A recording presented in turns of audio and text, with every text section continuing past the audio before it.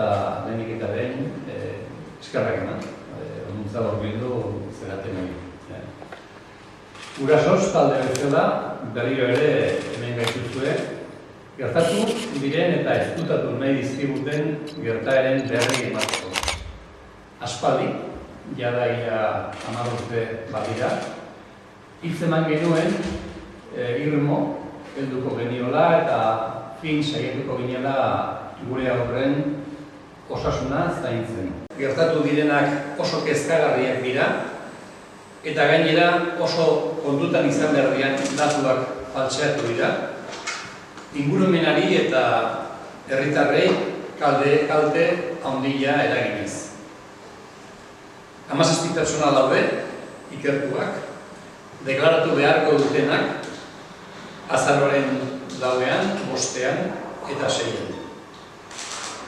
Herritar bezala, behin eta berriz, salatuko ditugu erraustegi honek izandako akatsak eta akats hauek herritarren eta osasunean duten eragina.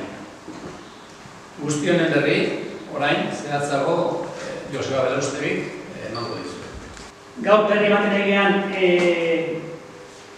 ebazpe ofiziala auto bada, aurtengo maiatzen 30-koa, eta auto honetan 17 pertsona ikertu bezala edo inputatu bezala hartzen dira eta epaien aurrean deklaratzea deitzen dira azaroaren 4, 5 eta 6.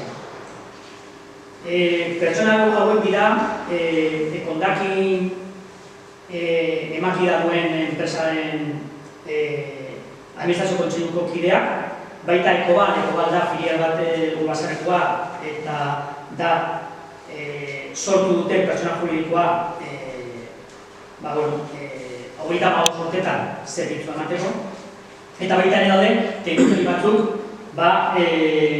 obren bukaeran edo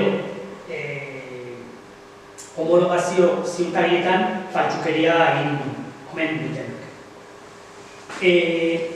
Horien artean, orain goz behintzat, ez dago GHK-ko inor, nahiz eta GHK izan arduradun nagusia inguruen baimenaren titularra edo den enean.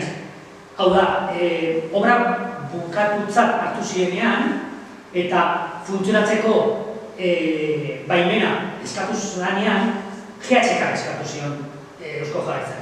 Berea da baimena eta baita ere betebea. Eta berak bidali zion ziurtagiri bat obra bukatutzat hartzen. Hau da, hitz egiten egea, 2008 otsailean sinatu zen idazki hori.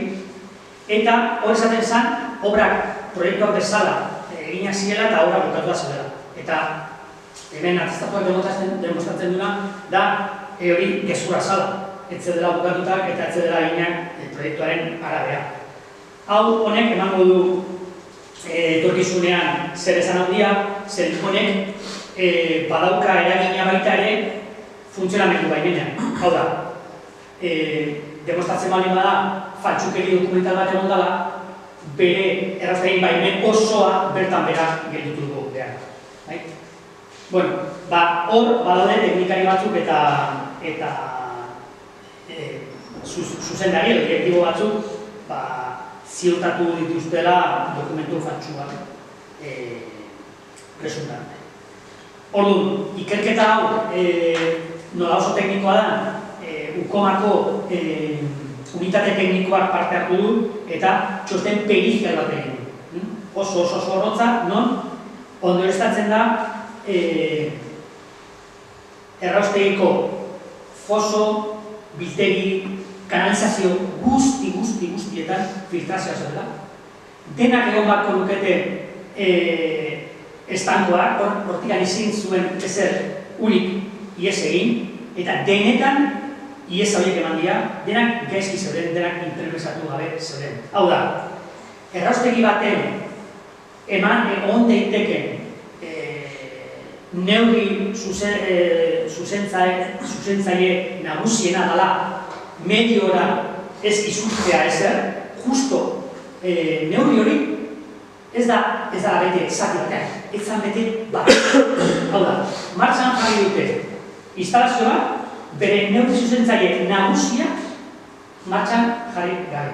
Baina okerrago, hau da, ziurtatu egin dute jarria zegoa.